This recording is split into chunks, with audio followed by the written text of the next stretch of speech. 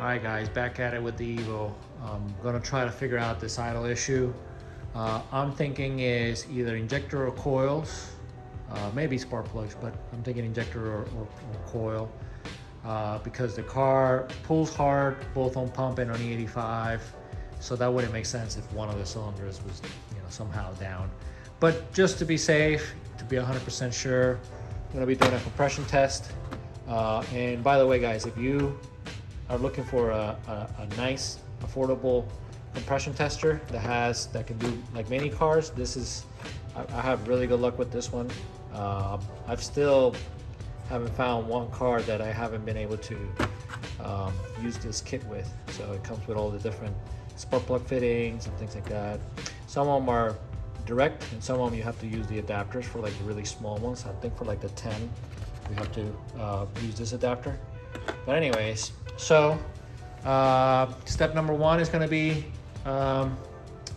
the compression test. If the compression test comes good, which I'm thinking is going to, a local buddy of mine let me borrow his coil and plug. So we'll throw the coil and plug just to eliminate the coils. And if that's not it, that doesn't solve it either, then we're gonna go into taking out the injectors and either cleaning them or replacing them. If it's the injectors, honestly, I would lean into replacing them, because these are the old style, low impedance, the big fat body injectors, the old school injectors, and they're not really meant for E85. So it could just be that, because honestly the car ran fine. It had a little hiccup, but it did have a bad O2 sensor, or like the front O2 sensor was starting to fail. So and when I replaced it and like I drove it on pump, it drove perfect and it idled perfect and everything like that. So I'm thinking that once I put the E85 in and I did a couple of pulls, maybe it dislodged something, or something, maybe some corrosion in the injectors or something like that. So anyways, let's dig in.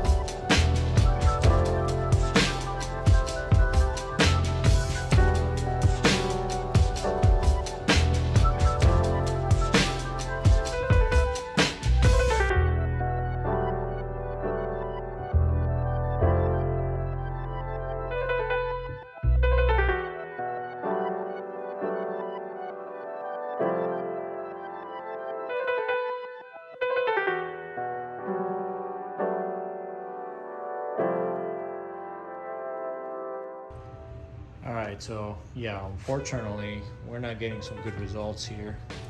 It's really weird though, because I'm getting 90, 90, 90, and 130. So I'm not really sure what the F is going on here, but when I pulled the spark plugs, I did notice that number 3 came out. Come on, focus. It's a little oily, okay, around the threads. And number 2, it looks like at some point it was oily as well. Let me see if this will focus now. Yeah, there it goes. So it's a little oily, but that could also be just a valve cover gasket leak.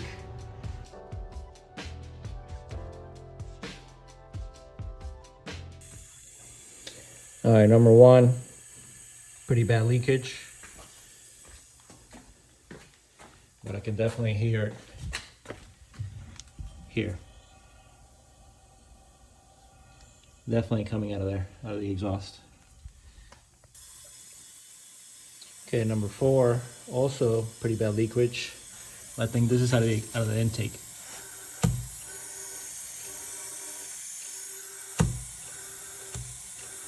That definitely changes when I open that, and I don't hear anything from the exhaust.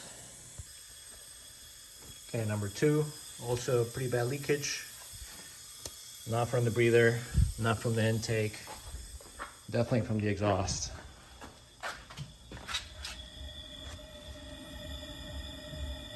This one you can hear really good. All right, number 3, also pretty bad leakage. They're all about the same leakage. I would say 70%. This one's also intake for sure.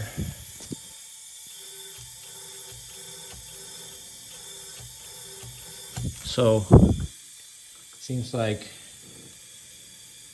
1 is exhaust, 4 is intake, 2 is exhaust, and 3 is intake. So exhaust, intake, exhaust, intake. Very little coming out of here, if any. And I even crimped this line over here so it wouldn't go out that way. Very little coming out of the oil filler. Okay, so here's where we're at so far. Low compression, 1, 2, and 3. Good compression in 4. I'm not really worried about the peak number. I'm more worried about whether they're even or not. So we got 90, 90, 90, 130, 135 or so. Then the delete down, okay, and then they're all about 70% leakage, which normally would have been like broken piston or something like that. But no air comes out of the breather, okay? So that tells me, and then definitely exhaust. You can hear these 2 leaking out of the tailpipe, and you can hear these 2 leaking out of the intake when you move the throttle body. It definitely changes the sound. So that tells me that the bottom end is good, and that there's some issue with the top end. So I did some more looking around. I took a break for a few days. So I started looking around for the timing. When I timed the motor up here, okay, so these 2 timing marks line up, I realized that down there, I tried to get it on camera, but it doesn't show. Anyways, down there on the crank pulley, the notch on the crank pulley does not line up perfectly with the mark on the cover. So it seems that the timing is off somewhere. So I guess the next step is to take all that apart and then retime it. And if and if it is in fact off, and then I retime it, I guess I'm going to do another compression test, and hopefully is that. Fingers crossed, guys. All right, so let's get to it.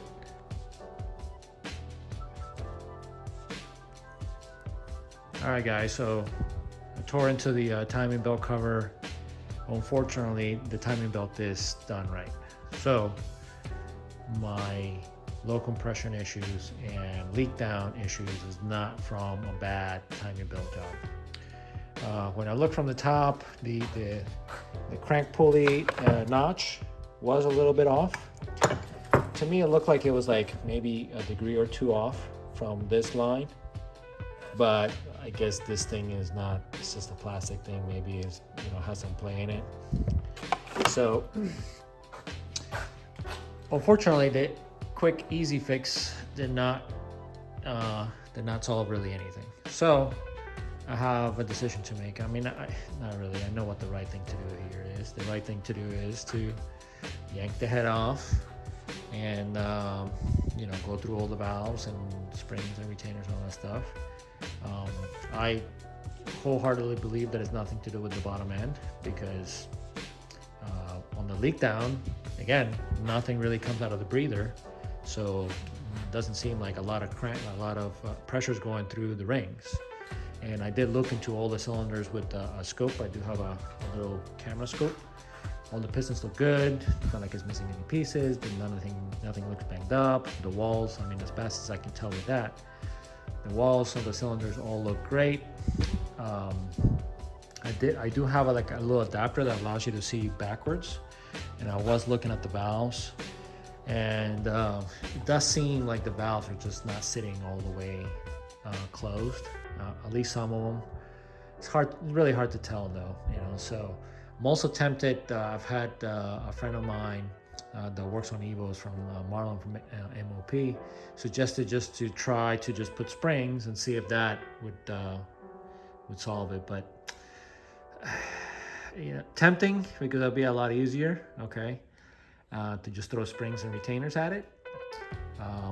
But I think at this point, the proper thing to do is just to take the head off, clean the head, deck it, probably throw new valves, okay, new valves, new springs, retainers, all that stuff.